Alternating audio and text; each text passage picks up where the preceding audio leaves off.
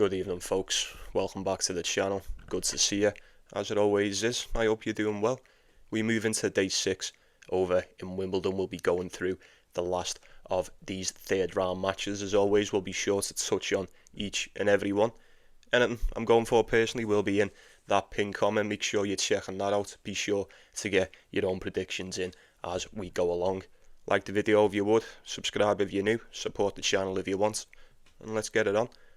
First things first, day 5, how did we all get on? Did we enjoy the games? Yes, no. Did we win? Did we lose? Did we just come close? I'll go first. That's back-to-back winners.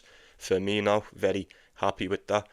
We had a bit of a slow start over the first 3 days, but it was no different to what anyone else had to deal with. It's alright, most definitely on the way back now. Still got 2 rather fine outrights that live and breathe as well. I don't want to say too much too soon, but they're in rather fine shape indeed. But get yourself involved, share out the group, don't be shy.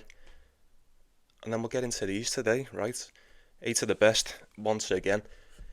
And if you were to ask me, I'd say that you give us the best one. Straight off the bat, we've got Flavio Cobolli and Jakob Mensik. Yeah, that's right. Absolute banger, I can't wait for this one. These have played each other twice before. Once in 2023, that was the first time that went the way of Jakob Mensik, and then Flavio Cobolli got it done in straight sets in the Ultimate Tennis Showdown. That means whatever it means to you. You probably look at this at first glance, you'd probably just say Jakob Mensik, right? But let's not get ahead of ourselves. He's been decent in Wimbledon, I'll give him that. Both his games in 4 sets, Hugo Gaston, Marcus Giron. You look at Flavio Cobolli, he's just dusted both of his opponents aside. Pretty much like they were nothing. But it was Bebet Akayev and then Pennington Jones. You have to admit the draw has been a hell of a lot more favourable for the Italian so far this week. Quite the contrast of styles, is it not? You kind of know what you're going to get from Mensik on the day. Flavio Cobolli, you still can't deny the form. You cannot deny the form. As soon as we come onto the clay, he has been probably one of the most efficient players that we've seen. Definitely one of them anyway. Jakob Mensik done the majority of the damage on the hard court earlier on in the season. We all know that. I think it's a tough one. Like, just putting it plainly, I don't think either one wins this in straight sets. I think both of them are definitely susceptible to dropping the level once or twice in the match. Enough for the opponents to take advantage of it. I think Flavio Cobolli's been absolutely flying over the past few months. He's been doing more bits than Jakob Mensik anyway. But that's maybe to be expected. You know, they are quite different in the players that they are. I think Mensik gets it done. I think the outlier in this, I think the deal breaker, it's usually the case with Jakob Mensik, is it not? It's the serve. That serve, especially in a best of 5, there's always enough free points. There's always enough free points within a serve like that. It's just if you can be consistent enough with it. I think I think a lot of people forget. I forget this all the time. Allow me to just remind you. I think we forget that Jakob Mensik's only 19. He's only 19 years old, man, and he's so good. Look at where he is already for, given the age of him. Fantastic. 1.6 for him today. I do think, given the quicker conditions on the grass, it probably does suit Jakob Mensik. Most definitely tips the scales in his favour. Maybe not a great amount, but if anything, ever so slightly. Think it's an upset spot? I don't know. If these would have played each other on the hard court, I'd have definitely picked Mensik 100%, and I feel like the odds would have been, definitely would have been, given the start that Cobolli had. They would have been a hell of a lot slimmer than this. With it being on the grass, it most definitely does shake things up just a little bit. Both of them have went 4-2 on the surface this year. You're just going to have to pick your poison on this. I would lean towards Jakob Mensik. I don't think I'm picking it with much confidence. I'd expect him to get it done more than I would with Flavio Cobolli given the circumstances, but I do think over 3.5 sets in this, does seem to be the wise choice. But I don't know, that's just my opinion. Be sure to let me know what you think. I can't see either one winning it in straight sets, can you? Can you? I don't know. Mensik has dropped one in his last 2 games. You drop one to Marcus Grant, drop one to Hugo Gaston. No doubt Jakub Mensik is going to be quite the step up from Cobolli's previous 2 opponents, but he's more than capable of taking a set. He's more than capable of pulling off the upset in this match today, no doubt about that. But I don't think it's very likely. I don't. I think Mensik's very tough to beat when he's playing like this, especially if he can play behind that serve. I imagine, well, just based on what we've seen more often than not, that usually is the decider in matches like this. So I'd probably just go with Mensik on that one. And then next up we've got Munar, Lorenzo Sonego. It's another one. We've got a few decent ones today. I think the majority of the decent ones are all earlier on. Call it 1.5 for Nakashima. He's looked fairly decent. He's won both his first games in 4. He got past Bu and then Riley Pelcher. But if Binak's looked decent, I think Sonego's looked just as good. Just as good. I think you're probably getting more efficiency out of Brandon Nakashima on the grass. I do think overall he's much more suited to the surface. He's went 6-2 this year, 9-5 last year. Sonego has went 4-3. It's kind of what you'd expect. Yeah, I mean, he is quite inconsistent. He likes to deal with inconsistency, this guy.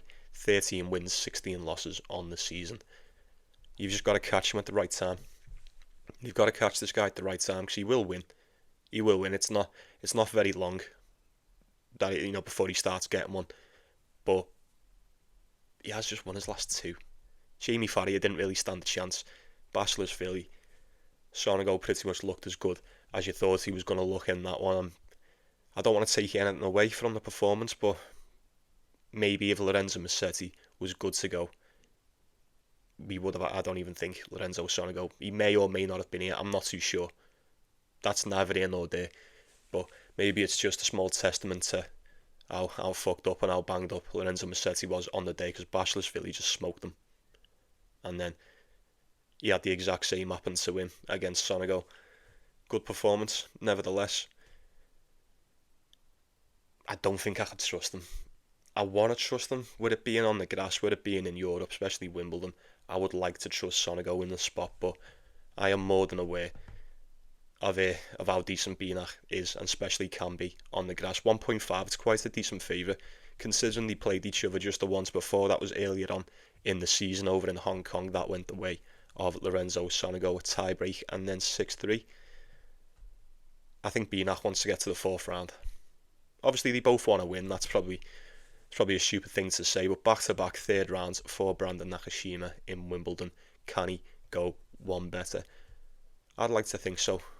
Lorenzo Sonego's already done better than last year. He got to the 2nd round in 2024. We'll see. We'll see who wants it more, and we'll see who comes to play on the day. Once again, Adeline with the over 3.5, and that's an orange thing. Binak comes out and just does Sonego in 3. I don't know. Best of 5. It's ideally you want to do that, but you don't necessarily have to, do you? I don't know. More often than not, you see these games go over that 3.5. I think that will always remain a rather safe bet in these slams, especially in a game like that. Both of them should be good, at least good enough for a set based on what they've been doing so far in Wimbledon, so I'd probably just go with that. And then we've got Alex de Minaur and August Holmgren. Surprise, surprise, surprise. Eh?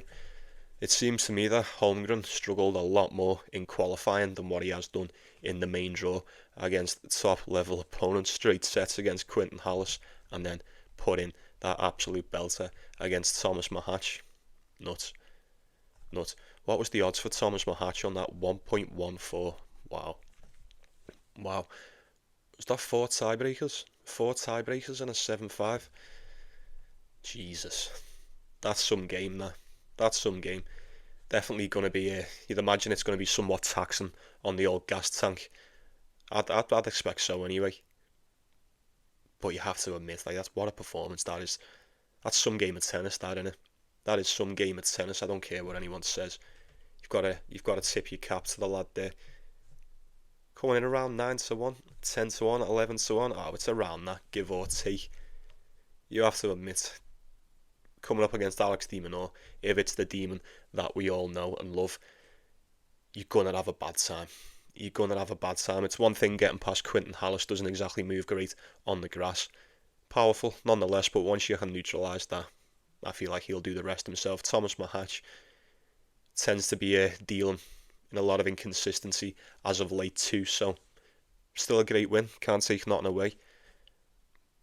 But I think the Demon's just a lot tougher. He's a different beast, and he may not be as strong, he may not be as powerful or as big as the majority of them, but for what he lacks in strength, man, does he make up for in cunning. This guy is really good, and he's very hard to deal with. You need to be in really good shape to deal with de Minaur, especially in the best of 5. If he comes good and ready to play, 1.05. We wouldn't have even mentioned this earlier on in the tournament. So the same rule applies.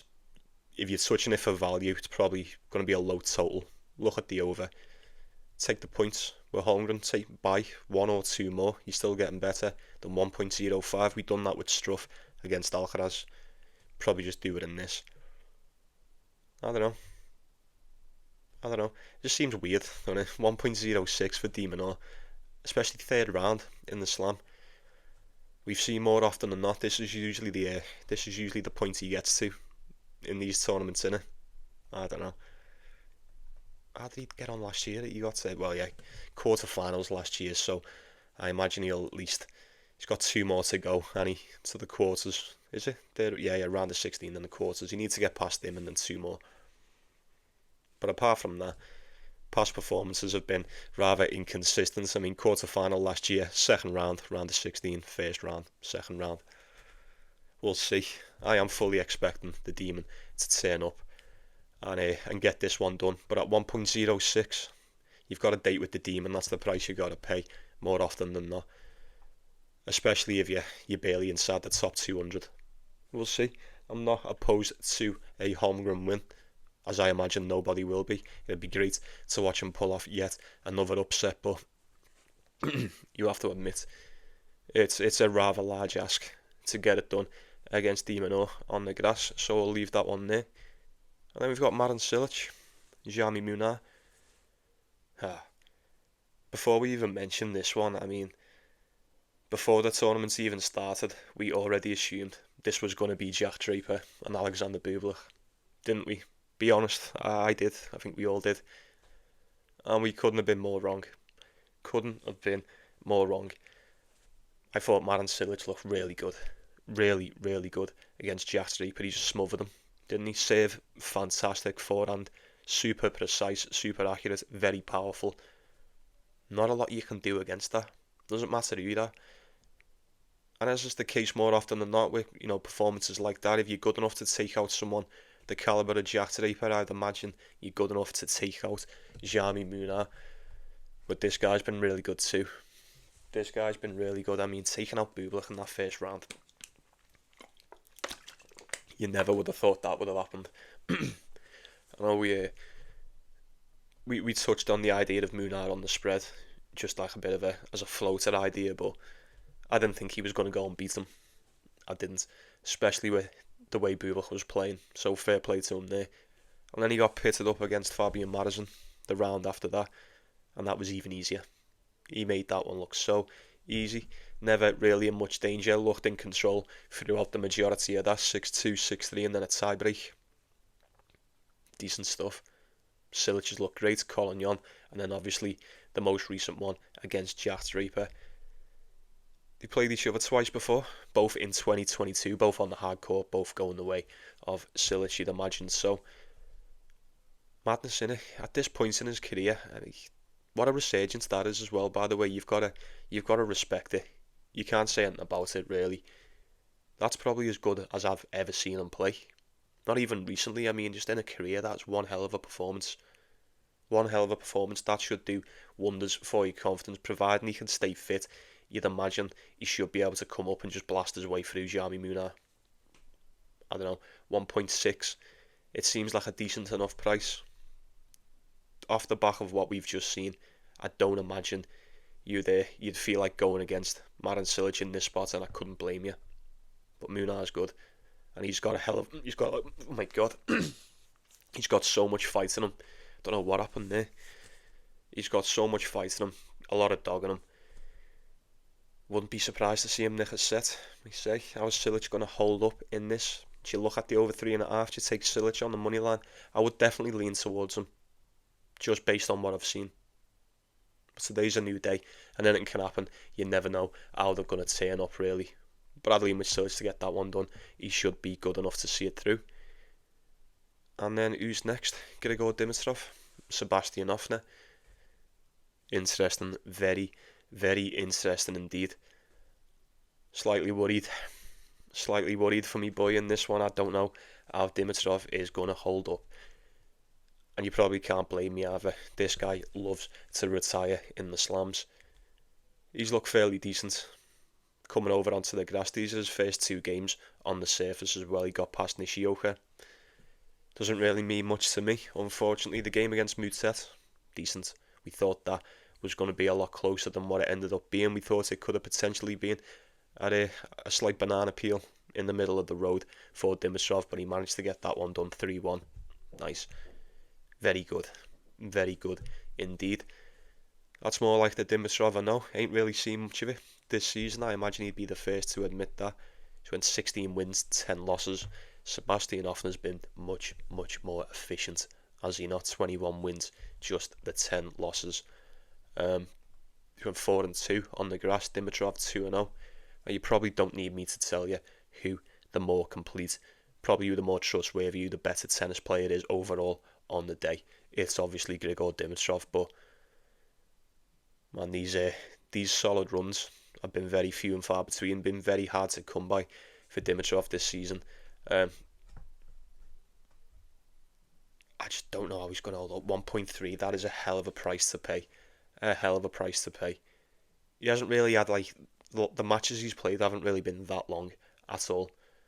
But like I say, there just seems to be a pattern with Dimitrov. He goes a little bit, he'll win a few, lose a few, pull out, and then the same again. I just need to see a bit more. I'd love to take him, but at 1.3, that's very, very steep. Sebastian Ofner, the way he's been playing, he took out Medvedev. Well, I say he took out Medvedev. He had to retire in that one. He took out Tommy Paul, who he's a bit banged up, and he can't take anything away from the performance, but Tommy Paul is most definitely not at 100%.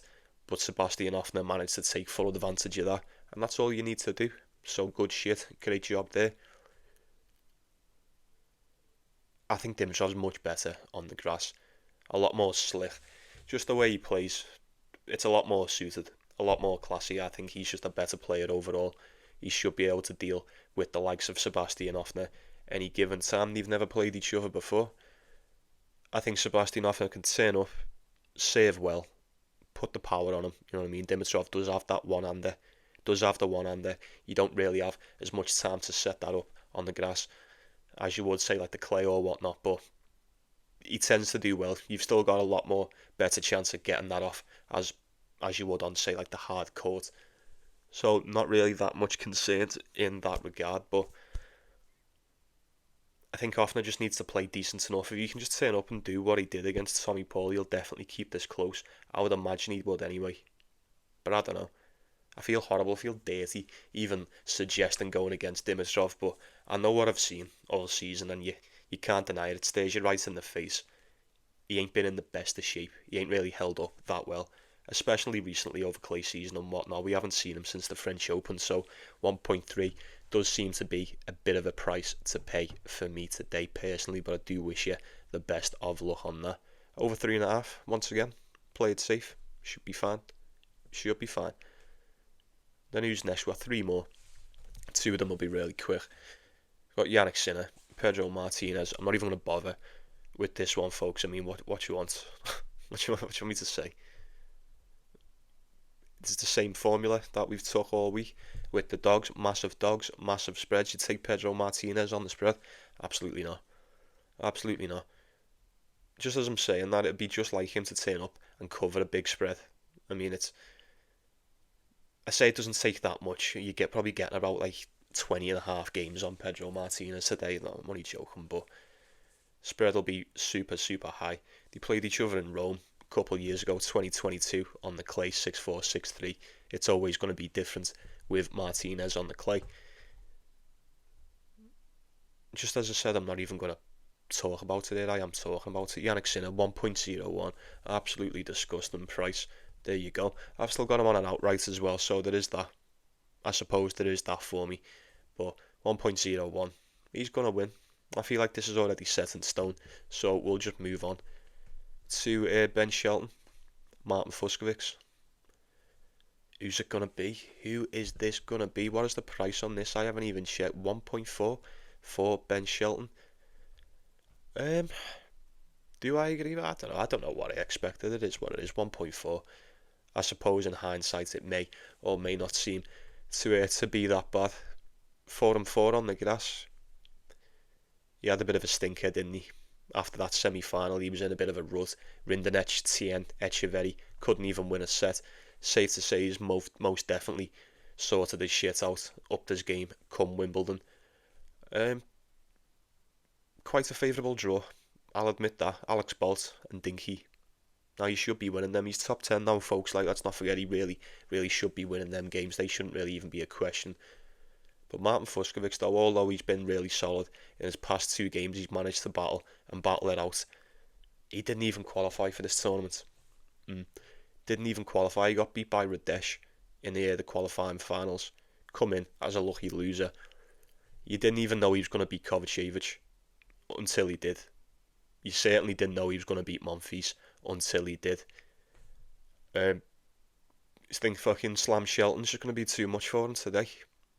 I think statistically he's operated at a bit of a higher level than Martin Fuscovics, but I do think a lot of that is down to the calibre of opponents he's played. You're probably gonna put in better numbers, aren't you, against players like that. But I don't know, man. 1.4 for Ben Shelton.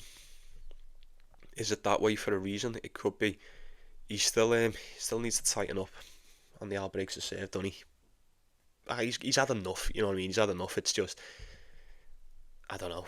I still think there's more. I still think there's something else just locked away with Ben Shelton, and once we get to see it, he'll be fucking breaking everyone for fun.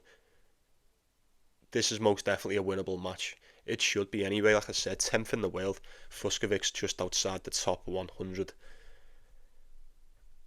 I'd love to say you've got to win this, but I feel like I'd be doing a disservice to Fuscovics. He's a fucking decent player, man. You know that. He is a good player. Ben Shelton did get to the round of 16 in Wimbledon last year. Martin Fuscovics didn't even get past the first round last year, and I think this may have been just as far as he's been as of late anyway. He got to the quarterfinals in 2021. Yeah, first round, third round, first round.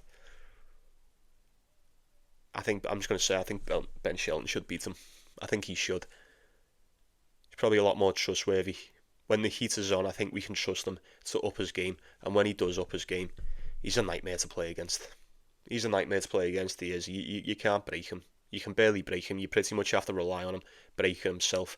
And he always fancies himself in them tiebreakers too. Fuscovics didn't even qualify. And when he did come back in, I just had back-to-back 5-setters.